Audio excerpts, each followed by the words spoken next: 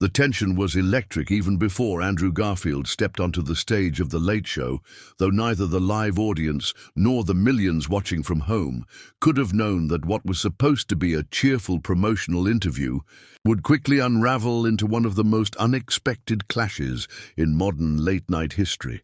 As Stephen Colbert, the charismatic host known for his political wit and razor-sharp satire, greeted the Spider-Man star with the usual charm, the air buzzing with applause, yet under the surface there lay a friction, one born not from personal disdain, but from ideological friction, creative independence versus commercial narratives, integrity versus performance. And as the initial conversation drifted through safer waters about acting, upcoming roles, and award season rituals, Colbert, as he often does, leaned into controversy with a mischievous glint, asking Garfield about the performative activism of modern Hollywood, couching it in a joke but loaded with meaning, and, though the audience laughed, Garfield's smile tightened, his posture subtly stiffening as he replied, calm but edged. Is it performance if it's real to us? Or is the performance assuming it's not real because it makes people uncomfortable? A response that immediately quieted the giggles, drawing a raised eyebrow from Colbert, who countered, well, when millionaires lecture the working class, it raises questions, doesn't it? And the remark, half jab and half bait, landed with force, prompting Garfield to drop the Hollywood niceties altogether and speak, not as an actor promoting a film, but as a man increasingly disillusioned by the hypocrisy of systems, passionately defending the right of artists to care about causes without being mocked for it. Speaking about Gaza, climate and mental health, not with PR-coached slogans, but genuine conviction. And Colbert, visibly caught off guard, tried to steer the ship back to entertainment, joking that we're not solving world issues on CBS. To which Garfield, unflinching, responded, maybe that's the problem. We have platforms but choose comfort over conscience. And the audience, unsure whether to clap or gasp, fell silent again, the atmosphere now so thick with unsaid things. It felt less like a talk show and more like a battleground. The ideological lines blurring as Garfield accused mainstream media, including shows like Colbert's, of reducing complex issues into digestible sound bites for applause, of inviting thinkers only to soften them into entertainers, of fearing real dialogue because it threatened the illusion of control. And while Colbert, usually composed, chuckled defensively and said, "This isn't a TED Talk, Andrew," the jab rang hollow.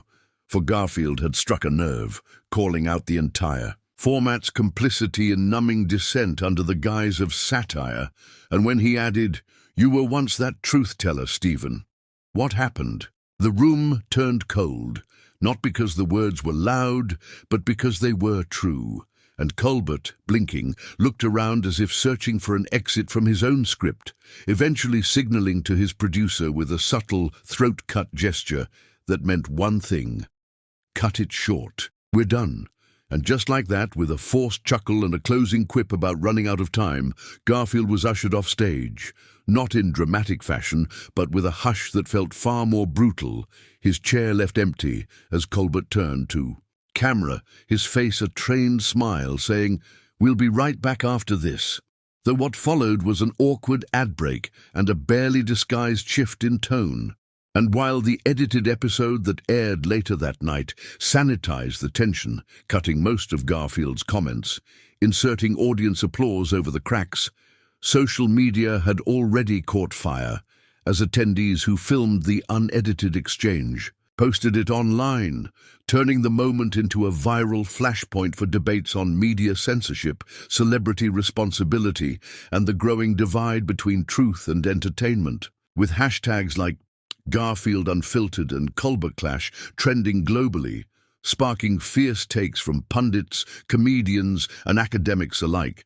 And while Colbert's team released a vague statement about creative differences and Garfield's camp remained silent, insiders revealed that the backstage fallout had been more personal than professional, with Colbert reportedly muttering, "He didn't come to have a conversation, he came to make a point," and Garfield allegedly walking out saying that was the point. And for weeks the media churned through interpretations, some calling Garfield brave, others arrogant, some accusing Colbert of betrayal, others of restraint. But amidst the noise, what lingered was a sense that something rare had cracked through the polished surface of talk show illusion, a moment of friction, where two public figures collided not just in personality but in philosophy, exposing the fragility of platforms that claim to challenge power but panic when that power is questioned too directly.